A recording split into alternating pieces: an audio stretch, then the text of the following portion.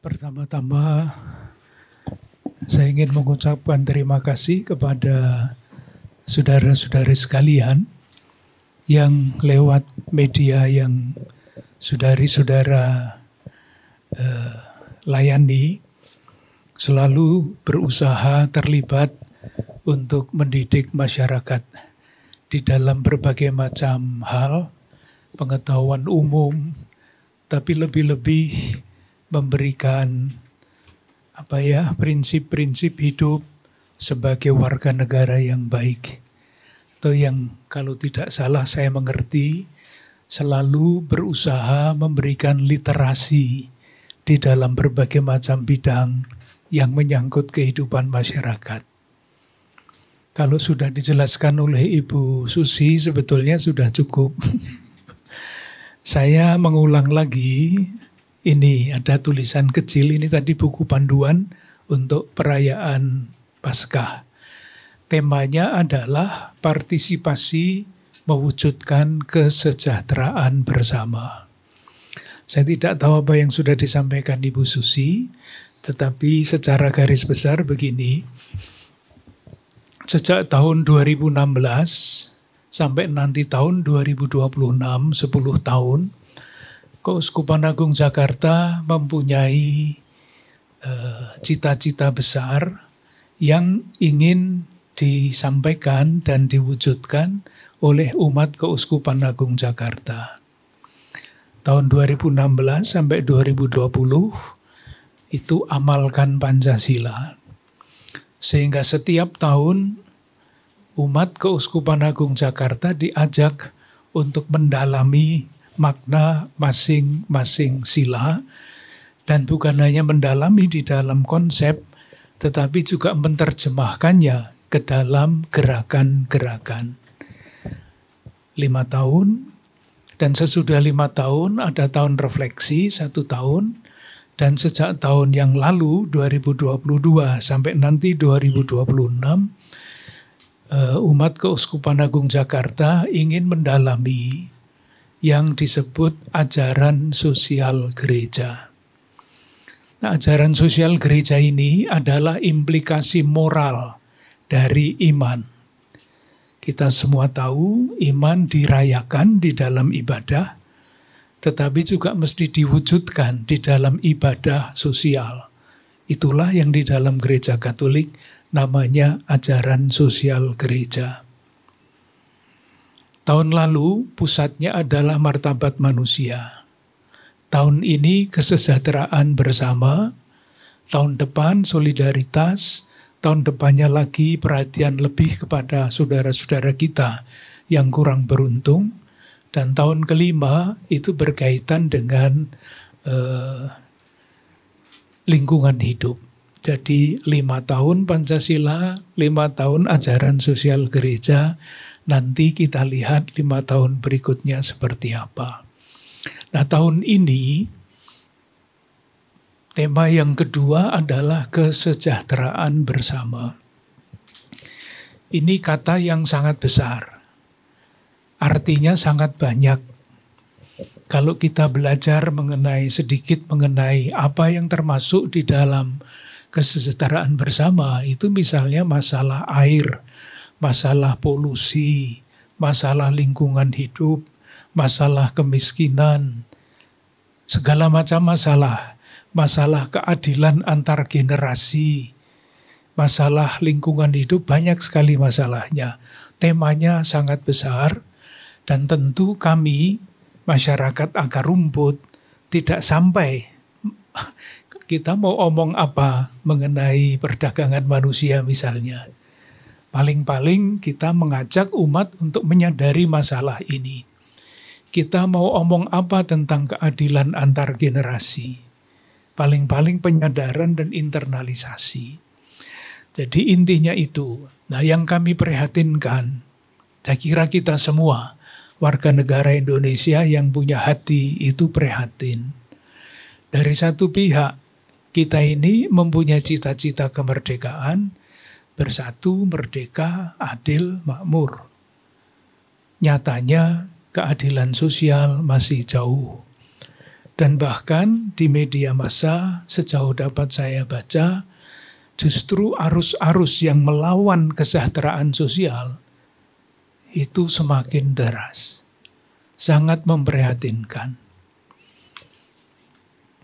Tadi saya menggunakan contoh, atau di dalam catatan ini saya menggunakan contoh kata-kata asing yang masuk ke dalam perbendaharaan bahasa Indonesia. Bukan hanya katanya yang masuk, tetapi watak yang ada di balik kata-kata itu masuk. Itu salah satu contohnya adalah mafia. Mafia itu kan terkenal di Italia, itu pasti bukan bahasa Indonesia. Tetapi sekarang kita mendengar macam-macam kata yang dihubungkan dengan mafia. Yang terakhir mafia pajak, mafia peradilan, mafia segala macam mafia. Langsung berlawanan dengan kesejahteraan bersama. Lalu yang terakhir-terakhir ini di koran, di televisi ditunjukkan bupati ini ditangkap KPK. Anggota DPR ini ditangkap KPK. Apalagi Hakim Agung ini ditangkap KPK. Kan lengkap. Yang mestinya menjamin, memastikan kesejahteraan bersama negara, eksekutif, legislatif, yudikatif, semuanya kacau. Bukan maaf. Semuanya diberitakan di dalam koran, itu justru mencederai cita-cita kemerdekaan. Saya mengatakan ini dengan sangat serius, mencederai cita-cita kemerdekaan. Jadi bukan hanya korupsi itu jalannya, tetapi akibatnya adalah cederanya martabat bangsa Indonesia. Bangsa Indonesia itu ternyata kayak gitu ya. Ini kan susahnya bukan main. Ternyata cita-cita kemerdekaan itu hanya tertulis di dalam pembukaan Undang-Undang Dasar. Nyatanya tidak. Ini kan sangat mencederai cita-cita kemerdekaan. Bagi saya sangat serius. Oleh karena itu, dalam momentum Paskah ini, kami mengajak umat Katolik untuk menyadari perkara-perkara seperti ini. Tidak mudah memahami, apalagi kalau sudah sampai pada kekuasaan, itu orang mengatakan, apa istilahnya dalam bahasa asing itu, power tends to corrupt. Kekuasaan itu cenderung untuk korup, untuk rusak. Ya, ternyata seperti itu yang terjadi di negara kita. Bagi saya itu sebetulnya berlawanan dengan watak dasar bangsa Indonesia. Karena watak dasar bangsa Indonesia itu sejauh tidak dirusak oleh arus-arus seperti itu adalah berusaha terus keutamaannya untuk mengusahakan kesejahteraan bersama lewat yang namanya solidaritas. Nilai solidaritas bangsa Indonesia itu sangat mengagumkan sebetulnya kalau tidak dirusak oleh arus-arus seperti ini. Oleh karena itu, saya mengajak umat Katolik yang merayakan Paskah tidak hanya merayakan Paskah. Kalau merayakan itu kan seperti siapa Romo yang Romo baca kemarin di Jumat Agung itu? Puisinya Joko Pinurbo. Sekarang beribadah, besok mencaci. Beribadah lagi, sembahyang lagi, terus apa Romo? Ngamuk lagi. Kalau kalah, kalau menang umuk, kalau kalah ngamuk. Itu kan bukan watak bangsa Indonesia, entah dari mana. Tetapi itulah realitas, tidak bisa kita hindari. Kita hanya bisa daripada menyesali kegelapan, lebih baik menyalakan lilin-lilin kecil. Moga-moga dapat menyala terus, tidak padam meskipun ditiup angin yang kencang. Itu yang kami artikan untuk Paskah tahun ini, partisipasi mewujudkan kesejahteraan bersama, tidak hanya merayakan Paskah, tetapi menjadi manusia Paskah. Untuk sementara itu dulu, Ibu.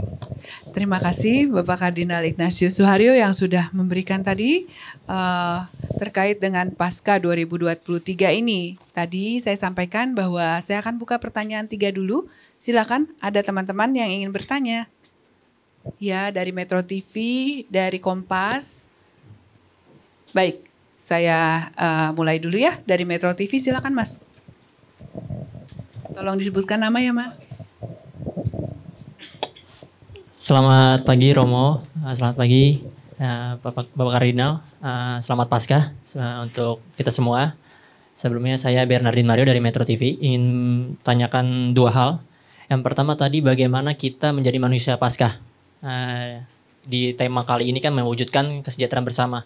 Manusia Paskah untuk mewujudkan kesejahteraan bersama ini seperti apa yang harus bisa kita lakukan untuk dapat menjadi manusia Paskah sebetulnya. Yang kedua tadi di sini juga di homili disebut harus adanya gerakan-gerakan kecil untuk mewujudkan kesejahteraan bersama. Gerakan kecil konkret seperti apa yang diinginkan oleh Bapak Kardinal untuk umat Katolik dalam mewujudkan kesejahteraan bersama di tengah permasalahan yang tadi sudah disebutkan mulai dari mafia hingga flexing dan juga tadi disebut TPPU ataupun kasus korupsi. Terima kasih, itu saja. Baik, terima kasih Mas Bernardus. Silakan Bapak Kardinal. Mulai dengan yang terakhir dulu ya Mas. Jadi nanti kalau perlu Romo Vikjen bisa menambah ke Romo Hani. Jadi ada ini tema besar ini diterjemahkan di dalam berbagai macam gerakan. Ada penanda-penanda untuk tahun-tahun pastoral ini. Jadi misalnya tahun lalu itu perhatiannya pada martabat manusia. Salah satu penanda adalah membuat rumah singgah untuk saudara-saudara kita yang disebut orang dengan gangguan jiwa. Itu kan yang martabatnya tersingkir terus ya Mas ya. Maka kami mengajak seluruh umat Keuskupan Agung Jakarta untuk memikirkan itu. Dan sudah dimulai. Mengenai kesejahteraan bersama. Contoh kecil-kecil, kita kenal istilah UMKM. Dan seringkali saudara-saudara kita yang terlibat di dalam usaha UMKM itu kan kesulitan pemasaran misalnya ya.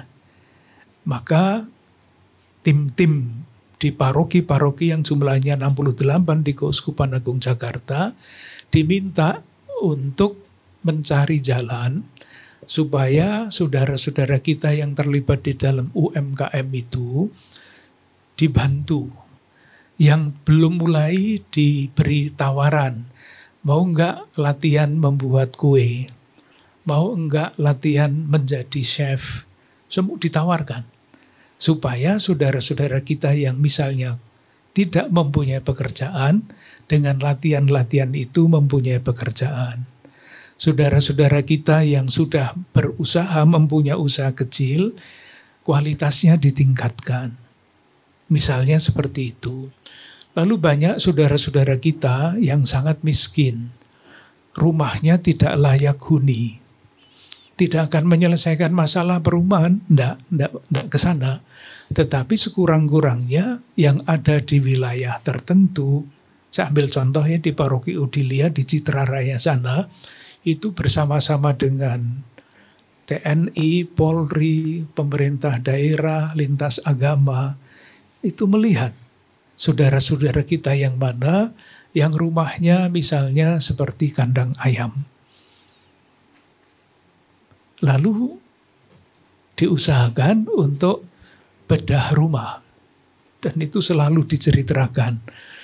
Cerita itu tidak untuk pamer, tetapi ini loh, kita bisa membuat hal-hal seperti ini tidak sendirian sambil membangun persaudaraan yang sejati. Persaudaraan sebagai warga masyarakat.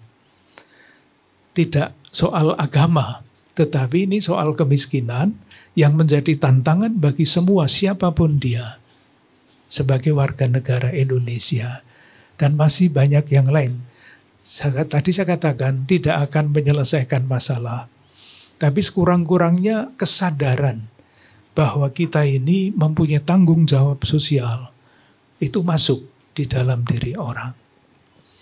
Yang pertama yang maksudnya manusia Paskah. Paskah itu kan artinya bebas dari perbudakan menuju tanah terjanji. Pembaharuan hidup. Dan di tanah terjanji tidak hidup sendiri-sendiri, tetapi hidup sebagai umat yang hidup menurut istilah gampangnya hukum-hukum Tuhan. Kalau orang hidup menurut hukum Tuhan itu akan selalu sejahtera. Itu digambarkan di dalam Kisah Para Rasul bagus sekali.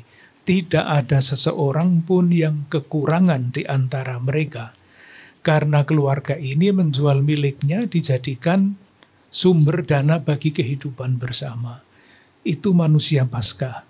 Jadi kalau di dalam kitab suci, itu artinya keluar dari tanah perbudakan menuju tanah terjanji, ada Musa di situ yang membawa budak dibebaskan masuk tanah terjanji. Musa itu manusia Paskah yang ideal. Nah, apakah kita berani menjadi Musa kecil zaman sekarang? Itu tadi, tidak usah pikir mengenai negara, mengenai dunia, tetapi Paskah dari orang yang hidupnya tidak layak, tanda petik diperbudak oleh kemiskinan. Mungkin dia sendiri tidak salah, tapi struktur yang salah. Tetapi ada kelompok komunitas yang punya hati, membawa saudara kita yang tanda petik tidak hidupnya kurang bermartabat itu dijunjung martabatnya dengan menyediakan rumah yang layak. Itu Paskah. Paskah konkret itu seperti itu. Jadi bukan perayaan itu juga, tetapi Paskah sosial. Tadi saya katakan manusia Paskah seperti Musa membawa siapapun dari perbudakan menuju tanah terjanji. Masih atas kesempatannya Bapak Uskup, Pastor Kepala Paroki Katedral dan juga Sekretaris Jenderal KAJ. Sebelumnya soal Paskah juga yang ingin saya tanyakan, saya pastor dari Kompas TV, bagaimana gereja khususnya dari Keuskupan Agung Jakarta ini mengajak umat Katolik melalui gereja kecil, yaitu keluarga, agar terlepas dari praktik mafia yang marak di media massa di tengah derasnya kemajuan ketergantungan pada teknologi komunikasi yang kadang-kadang menjauhkan antar umat manusia. Itu tadi didoakan di dalam doa umat, Mas ya. Tadi di dalam perayaan Ekaristi ada satu doa yang adalah wujud gereja Indonesia. Itu doanya begini, kita berdoa semoga kaum muda sadar, sebetulnya bukan hanya kaum muda ya, kaum tua juga, bahwa keasikannya dengan dunia digital dan fasilitas online bisa membuat mereka terisolasi dalam dunianya sendiri. Semoga mereka dianugerahi keberanian untuk menemukan kembali rasa percaya diri dan kemauan untuk memperluas relasi dan pergaulannya secara tatap muka. Ini saya kira persoalan umum di dalam surat Gembala Prapaskah pada waktu itu. Saya mencoba untuk menunjukkan bahwa sekian banyak orang muda, 1 dari 3 kaum muda itu secara kejiwaan tidak berkembang baik. Antara lain karena ditipu oleh hoax, karena melihat kekerasan, karena melihat macam-macam, dan itu dipikirnya sendiri karena hanya dengan alat itu ya. Tidak berbicara dengan orang tuanya, tidak berbicara dengan kawannya. Nah, segala macam informasi yang kacau balau seperti itu pasti akan mengganggu jiwanya. Tetapi dari lain pihak, Mas ya, cita-citanya sangat bagus. Tetapi juga ada modal besar yang membuat itu semua terjadi. Iklan, menjual barang, menjual apapun, menjual gengsi demi modal yang besar itu. Jadi yang dilawan itu sangat dahsyat. Kita membuat literasi macam-macam, ada pertemuan-pertemuan orang-orang muda, ada komisi komsos di setiap keuskupan, di konferensi, tapi lawannya itu sangat dahsyat. Lawan sangat dahsyat. Dan seringkali tidak sadar bahwa kita itu sedang dimanipulasi oleh iklan, oleh segala macam kepentingan itu. Tidak mudah, tetapi diusahakan. Ya.